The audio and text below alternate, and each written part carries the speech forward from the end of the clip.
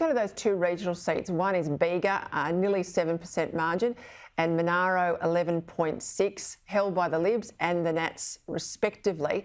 Bega's looking tight. Could the loss of Andrew Constance, he's much loved there, he's been around a long time, mean that that seat perhaps tips to Labor? That'd be a big call, I think, Peter. I mean, Bega has been a rusted-on, solid Liberal seat for many years now.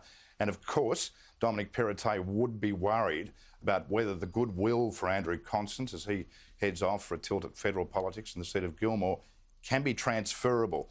But they'd also be worried about the lingering, seething anger of locals still furious about the bungled response to the Black Summer bushfires 2 years ago by all governments. That could come into play, not necessarily as a protest vote against Liberal or Labor, but against all politicians. The tourism industry on the New South Wales far south coast is only just starting to recover. But at the end of the day, it's to use a car analogy, the Liberal voters, if they've been driving Fords all these years, they'd have to have a big, long, hard think about whether Holdens are an option for them. I think the Libs will probably sneak home. Yeah, I want to make the point though, Bega and Monaro, Bega we just talked about, Monaro's closer to Canberra. They are seats though at a federal level that are held by Labor. So people are comfortable in those seats, in those environs to vote for Labor at a different ballot. Bega's within the footprint of Gilmore, that's the seat that Constance running for. Monaro's in the footprint of Eden Monaro, name change there, Eden Monaro. Anything we can take out of the ballots tomorrow that would parlay into the federal election?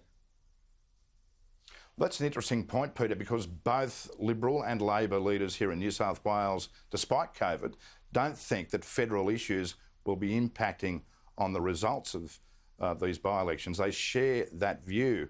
Now, having said that, Labor will be taking a very keen interest in the result in Monaro, the seat formerly held by the former Deputy Premier John Barilaro. But it has to be said, though, Barilaro increased his margin against the Labor candidate Bryce Wilson, and the ALP is putting him up again against Fiona Overall. So they're persevering with him. Of course, it wouldn't be the first time that candidates had several tilts.